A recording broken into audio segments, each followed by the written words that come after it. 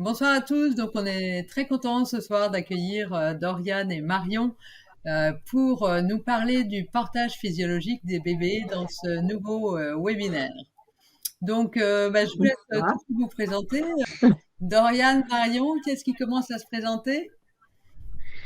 Donc moi je suis Doriane, voilà, ravie d'être avec vous aussi ce soir. Moi, c'est Marion. Donc on est toutes les deux ergothérapeutes en libéral depuis 9 ans pour ma part. Et puis 7 pour moi. On est donc spécialisé en pédiatrie. On a eu beaucoup d'expériences avant dans différentes structures, donc CESAD, IEM, IME, et donc là on a définitivement posé nos valises en libéral. Et on poursuit aussi avec beaucoup de formations autour de la petite enfance. Donc, c'est vrai qu'on est beaucoup formé, notamment au développement sensorimoteur du bébé, des réflexes archaïques, de l'intégration neurosensorielle, des troubles de l'alimentation, du portage, et puis aussi l'handiparentalité. Voilà. Et au cabinet, maintenant, on accueille donc uniquement des enfants pour notre part. Le cabinet est situé à Saint-Herblain dans la région nantaise. Et puis, c'est des enfants qui ont diverses particularités et handicaps en lien avec toutes les formations qu'on a évoquées juste avant. Et puis, on anime également des ateliers sur le développement sensorimoteur et puis des ateliers de portage aux parents tout venant également. Très bien, Voilà pour c'est la ce qui va nous intéresser. Du coup, vous allez nous parler un petit peu de tout ce que vous pouvez proposer et en quoi, quel est le lien en fait avec l'ergothérapie et le portage physiologique. C'est ça, donc le rôle de l'ergothérapeute dans le portage. Pourquoi on a été amené à faire cette formation nous aussi à la base. Donc en fait, les parents, c'est vrai qu'ils sont souvent peu accompagnés après la naissance. Après la naissance, ouais.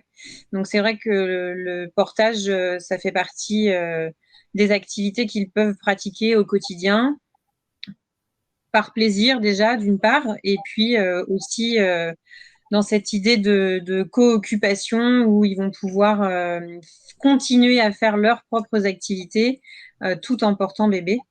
Et en s'adaptant aux nouvelles activités aussi de bébé qui vont s'ajouter au leur quotidien. C'est ça. Et puis, c'est vrai que les ateliers de portage, c'est souvent un bon moment de partage. Et puis, ils se sentent souvent écoutés, en fait, aussi, les parents, parce qu'on est très accompagnés avant la naissance, au moment de la naissance, mais après, pas tant que ça. Donc, c'est vrai que quand on les fait en groupe, ça leur permet aussi d'échanger un petit peu sur les premiers mois de bébé, les premiers jours pour certains. Donc, c'est vrai que c'est un moment d'échange plutôt assez riche. Voilà. Et dans l'idée, en fait, de faire un atelier avec des parents tout venant, ça nous permet aussi de faire un petit peu de guidance parentale. On peut les aider, donc notamment déjà dans le portage en lui-même, mais leur expliquer vraiment les tenants et les aboutissants de telle ou telle position, les aider à trouver le bon positionnement, pourquoi on peut travailler l'enroulement de l'enfant, pourquoi c'est important. On parle aussi du portage à bras, toutes ces choses-là. Et puis, Ouais, on donc arrive du coup, souvent. ça fait beaucoup plus complet que de parler uniquement que de portage. Ça veut dire que vous pouvez varier aussi, vous pouvez compléter et rester sur notre compétence donc de prévention, d'information des C'est différentes ça. personnes C'est qui vrai qu'on déborde souvent et c'est aussi riche pour les parents, c'est ça qu'ils aiment sur le développement sensorimoteur de l'enfant. On leur donne pas mal de petites billes un peu sur tout ça et dans l'aide dans les différentes activités qu'ils vont rencontrer avec leur bébé. Et puis tu parlais justement de prévention. C'est là que c'est aussi intéressant parce que nous, on a à cœur de pouvoir accompagner les enfants le plus précocement possible. Et tout ce côté prévention, quand on a des parents vraiment qui sont tout venants, ça nous permet potentiellement derrière de leur ouvrir les yeux en fait sur un mauvais positionnement, etc. Et donc d'amorcer des petites graines comme ça dans leur tête s'il y a besoin derrière d'un accompagnement précoce justement. Très bien. Voilà. L'ergothérapeute, bah voilà, dans l'ensemble, c'est ça. Après, c'est vrai qu'il y a beaucoup le plus d'être ergo formé au portage, c'est aussi du coup de pouvoir transmettre toutes ces informations-là. Aujourd'hui, c'est vrai qu'il y a quand même beaucoup de personnes qui sont formées au portage et qui proposent des ateliers de portage. Et je pense que c'est par rapport à tout ce qu'on vient d'évoquer avant qu'on a un gros plus en tant qu'ergo de pouvoir proposer ces ateliers-là sur toute la connaissance qu'on a du corps, de toutes les activités, et de pouvoir orienter les parents un peu sur la prévention, les différentes activités. Et le Et choix tout ça, du moyen de portage aussi en fonction de l'activité qu'ils veulent faire. c'est ça. Ouais, tout à fait. Ça fait vraiment quelque chose de très complet et du coup, effectivement, ouais, plutôt que de laisser des personnes qui ont juste du plaisir à partager le portage, bah là, du coup, c'est des vrais professionnels de santé qui peuvent expliquer tout ce qui va autour aussi, quoi. Ouais, tout à fait. Voilà. Et puis, bah, nous, on trouve que le côté, ça apporte vraiment un plus quand même dans notre pratique parce que ça change, ça diversifie vraiment notre pratique. C'est un accompagnement qui est vraiment différent. En fait, les parents, donc déjà, c'est des accompagnements ponctuels, même si on leur dit qu'on est toujours présent pour eux après, qu'il faut pas hésiter à nous poser des questions sur le positionnement de leur bébé, sur une marque d'écharpe plutôt qu'une autre ou quoi que ce soit. Et ils aiment revenir d'ailleurs dans ouais. l'évolution de l'enfant, et c'est ce qu'on évoque aussi dans la formation, c'est que le portage, il évolue. Et souvent, on a un premier atelier et vers 3-4 mois, les parents reviennent parce que du coup, le portage ne convient plus, parce que bébé a grandi et qu'il est curieux et qu'il a envie d'autre chose. Et du coup, on est souvent rappelé pour aussi faire l'évolution du portage. Et ça, c'est chouette aussi de les accompagner comme ça à distance. D'accord. Et du coup, ça vous permet, les personnes viennent avec le bébé, j'imagine, sur les formations? Sur les ateliers que vous Quand proposez? bébé est là, ouais. Bah, pas forcément. Et des fois, on a les mamans qui sont bien enceintes, qui arrivent aussi avec plein de questions. Elles veulent anticiper. Donc là, il n'y a pas de règle pour le coup. C'est vrai que c'est un peu moins pratique de s'entraîner quand il y a déjà un gros ventre. Mais bon, voilà, après. Et Mais puis, il y du a le coup, côté. il peut y avoir ce côté sympa quand vous avez des enfants qui vont, enfin, que vous allez voir grandir finalement, et des enfants qui vont bien. Donc du coup, Oui, c'est ça. Bah, c'est ce que je disais tout à l'heure, justement, là, dans le côté diversification de la pratique. C'est que finalement, dans 95% des cas, c'est quand même des enfants qui n'ont pas de problématique. Et les parents viennent pas avec une problématique dans le quotidien. En fait, donc les échanges sont vraiment différents et la guidance aussi va vraiment être différente de ce qu'on a l'habitude de rencontrer en tant qu'ergothérapeute dans nos rééducations et de nos accompagnements. Ouais, super. Voilà. Dans l'ensemble. Ouais. Et donc, nous, voilà, on a été sollicités pour proposer la formation portage aux ergothérapeutes en tant qu'ergothérapeute. Voilà, moi, ça m'intéressait vraiment de mettre en place cette formation pour qu'on puisse un peu tous développer nos pratiques. C'est vrai que tous les ergothérapeutes à l'heure actuelle tendent quand même de plus en plus à prendre des tout petits en charge, mais prendre en plus des tout petits qui vont bien et pouvoir faire de la prévention et pouvoir faire également du conseil et voilà, c'est quelque chose de nouveau et de super. Qu'est-ce qu'on va apprendre pendant cette formation du coup?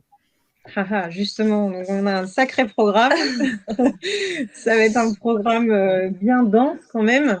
Qui se passe sur 2 jours. Alors, on est parti sur 2 modules, mais le premier module se passe sur 2 jours. Donc, c'est un peu les bases du portage, où on abordera un petit peu d'histoire, le développement sensorimoteur du bébé, les bénéfices du portage, la position physiologique et le portage à bras.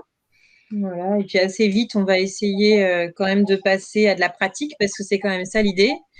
Donc, on aborde les différents types d'écharpes, de moyens de portage, et puis des nœuds qui vont avec chaque moyen de portage. Pourquoi, quel âge, comment, avec quel type d'écharpe. Voilà, l'idée c'est vraiment ça. Parce qu'en fait, quand on est néophyte dans ce domaine, c'est vrai qu'on se dit, bah, porter, voilà, en gros, on prend une écharpe, on l'entoure autour et puis ça tient tout seul. Non, c'est pas comme ça en fait.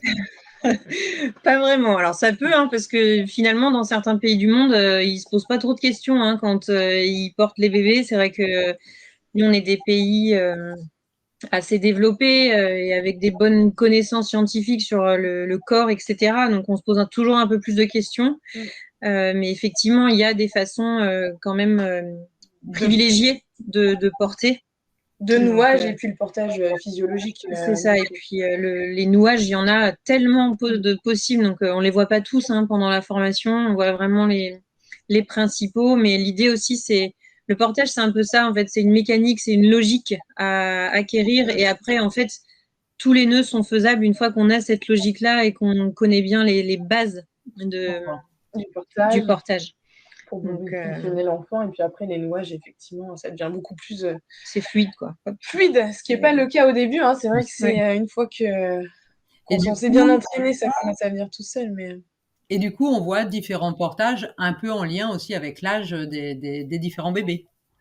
Tout à fait, parce que ce qu'on disait tout à l'heure, c'est qu'effectivement, le portage, il évolue. Donc, il faut aussi pouvoir répondre aux demandes aux parents qui reviennent souvent parce que les premières installations, finalement, ne fonctionnent plus. Bébé n'en veut plus. Et puis, même les parents, des fois, sont moins confortables aussi par rapport à l'enfant qui grandit. Donc, dans l'idée, on voit un petit peu différentes positions. En fait, il y a le portage ventral, le portage sur la hanche, le portage dans le dos. Voilà, donc on aborde un petit peu tout. Le portage dans le dos, comment aussi mettre le bébé dans le dos. En fonction de l'âge, on ne fait pas de la même manière. En fonction d'un enfant qui est encore, qui n'a pas de retournement, qui est encore allongé sur le dos, ou un bébé, un enfant qui tient debout, quoi, déjà. D'accord. On ne va pas l'attraper de la même manière pour le passer dans le dos. Donc, on essaye de voir un petit peu tout ça. Et à la fin de la formation, l'idée, c'est quand même que les participants puissent animer un atelier, conseiller les parents, et puis se sentir à l'aise dans l'organisation d'un atelier. On parle de ça aussi. Voilà. Comment monter un atelier, quelles infos donner en fonction des demandes des parents, etc. Très bien. C'est important. Ouais, ça fait un programme très complet déjà. Ouais, ça risque d'être un peu dense, mais en général, quand on ressort de là, quand on a déjà fait 5-6 nœuds dans la même journée, on a un peu la tête farcie à la fin.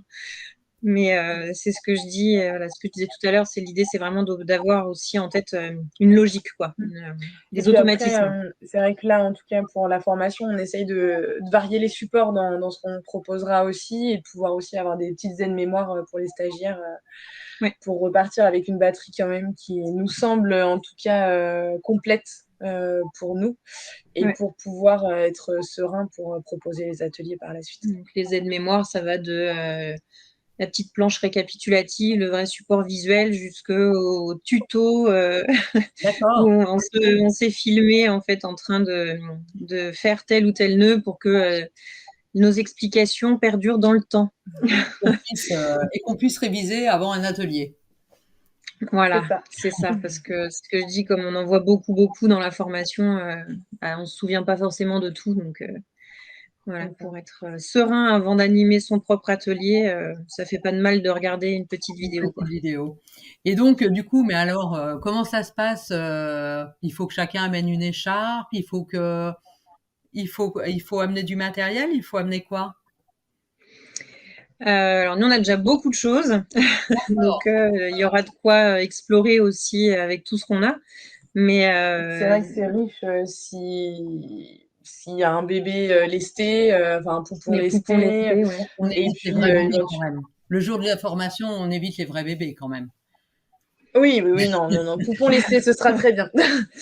Les poupons lestés, voilà. Donc, si jamais les stagiaires, les ergots qui ont envie de faire cette formation ont déjà à leur disposition un poupon lesté ou des moyens de portage aussi, ça peut être intéressant de les apporter, d'échanger, de discuter aussi sur les différents moyens qu'on peut avoir. C'est vrai que nous, on n'a pas tout, mais c'est intéressant de pouvoir voir aussi la logique, si elle s'est bien intégrée sur est-ce qu'il est physiologique ou pas, ce porte-bébé, et comment on peut l'adapter ou pas, aussi pour éventuellement le proposer, parce que L'idée, c'est que les parents, il y en a certains, ils ont déjà leur matériel, donc quand ils arrivent et qu'on leur dit: «Ben non, finalement, ça va pas», Ouais. ça peut être des cadeaux, ça peut être aussi, c'est aussi un investissement, hein, souvent quand même, Ouais. ça peut être assez cher les moyens de portage, donc quand on leur dit qu'il y a rien qui va, ça peut être assez compliqué, donc notre rôle d'ergo, c'est aussi de s'adapter, Ouais. à ce qu'on peut avoir et de voir comment on pourra leur proposer un moyen de portage avec ce qu'ils ont,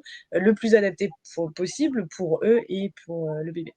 D'accord, ouais, super, Mmh. ouais, donc du coup, c'est vraiment, ouais, on dit pas aux personnes, «Non, c'est bon, jetez tout et revenez avec, le bon matériel». Très bien. Non, c'est pas le C'est but. ça. Donc ça, globalement, c'est le module 1, les bases. Mmh. Et puis, après, on aimerait bien pouvoir proposer un deuxième module qui se rapproche d'autant plus de l'ergothérapie, pour le coup, avec le portage et handicap. Donc, handicap du porté, donc de l'enfant, ou du porteur. Ouais. Donc là, c'est bien en lien aussi avec la formation handiparentalité qu'on a faite, Mmh. dans laquelle finalement le portage revient beaucoup. Très bien, ouais. Donc, Ouais, ouais, donc là, ouais, ça ferait vraiment, une formation, vraiment complète pour celui qui ferait les 2 modules. Heu, ouais. alors du coup, après, je pense que, sur le portage, l'handi-portage, je sais pas comment vous dites,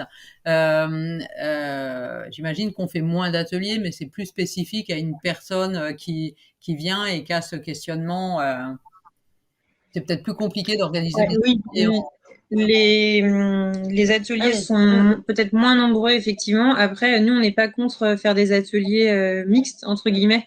mmh. Ça peut vraiment aussi permettre aux parents qui présentent une situation de handicap de se rendre compte que lui aussi, il peut. Ben, Rencontrer les ouais, ouais, difficultés, Mm, ouais. ça peut aller sur de la difficulté assez minime, en fait, finalement, Oui, avec des oui. personnes qui vont avoir, mal au poignet aussi, hein, tout Mmh. simplement. Enfin, ça se voit pas et Des finalement, ça douleurs peut au être, dos. ouais, On ne parle pas complètement, forcément de handicap. Enfin, si aussi, mais pas que. visible, On va mais pas dire que, ouais. de handicap avec un fauteuil, avec une canne, ou ce genre de choses. Ça peut être aussi vraiment simplement des douleurs dorsales ou autre, quoi. D'accord. Voilà. Effectivement, oui, le handicap, ça se résume pas forcément à quelque chose de plus conséquent avec un fauteuil roulant et autres, mais oui, Ouais. effectivement, pour porter un bébé, ouais, toute la moindre difficulté, bah, peut se trouver grandi dans cette C'est ça. situation. Ouais, tout à Ok, fait. ok, très bien. Est-ce Voilà. que, est-ce que du coup, vous aviez d'autres choses à préciser? À part qu'on attend le plus possible d'ergothérapeutes motivés, Ben intéressés oui, à travailler avec des C'est ça. outils. on espère, on espère. Nous, on a vraiment à cœur de pouvoir partager tout ça avec un maximum d'ergo. Donc, on espère que ça pourra les formations pourront se remplir et se faire au maximum. Donc là, il y a 2 sessions de prévues. Il y en a une en février, du coup, à Granville, et puis en avril à À Lyon. Lyon. Les dates doivent être bien notées sur le site, il me semble. Donc, Ok, voilà. ok. Bon, bah, c'est super. Et ben, je vous remercie en tous les cas pour cette présentation. Avec Bah, plaisir. moi, pour ma part, je vous dis à bientôt à Granville pour la formation portage afin de découvrir toutes ces techniques. Eh bien, on a hâte. Merci, à bientôt. Les deux.